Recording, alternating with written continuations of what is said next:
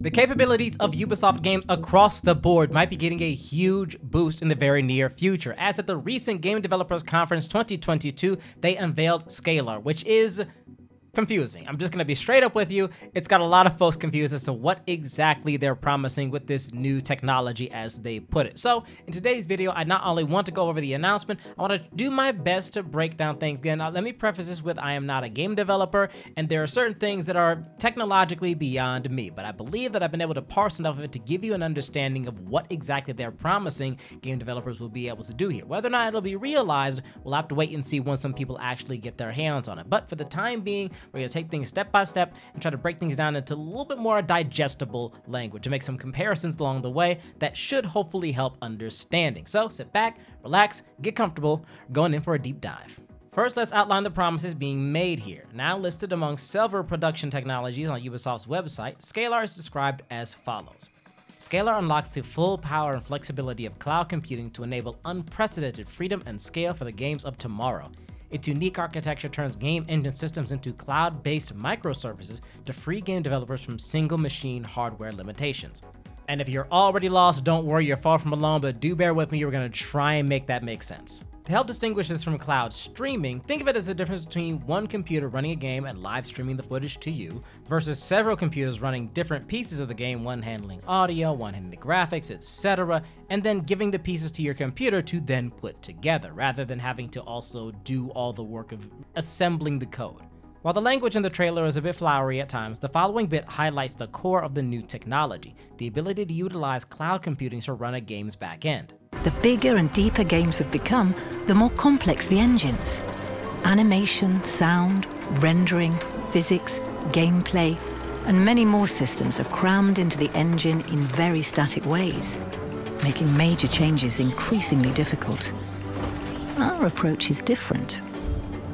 We are setting game makers free from the restrictions of single machine computing, transforming these engine systems into distributed services and allowing them to harness vast amounts of processing power in the cloud. The best point of comparison I can think of for this is Microsoft Flight Simulator, which uses Microsoft's Azure AI to map satellite data from Bing and model not just environments, but even weather in real time, something that would require an incredible amount of processing power on the user end of things otherwise.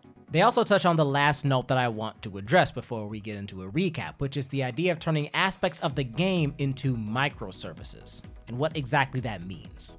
To bring them to life, it supports massive numbers of game assets, simulations, AI, and player entities. In theory, it means being able to update parts of the game without needing to take the entire thing down for maintenance, all while keeping server demands as low as possible, as they describe that the server is being run on an on-demand capacity. If the game's not being accessed, it won't load the things, it won't perform the processes being requested of it. So to try and recap, firstly, Scalar will enable game developers to utilize the theoretically limitless processing power of cloud computing to process and load the information your game needs to run before delivering it to your actual console.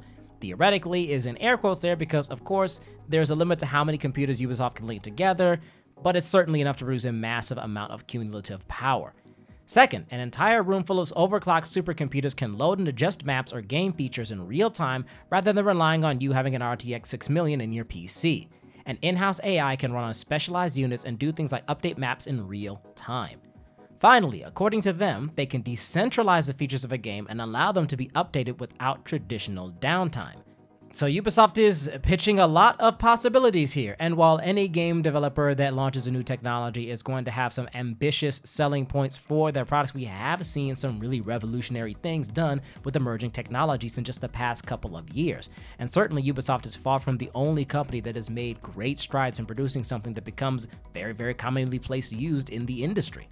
We can't know for sure how much of this will pan out until some developers start to get their hands on it and we start to see some real games made with the technology, but certainly there's a lot of reasons to keep an eye out and to be potentially excited for what this might mean.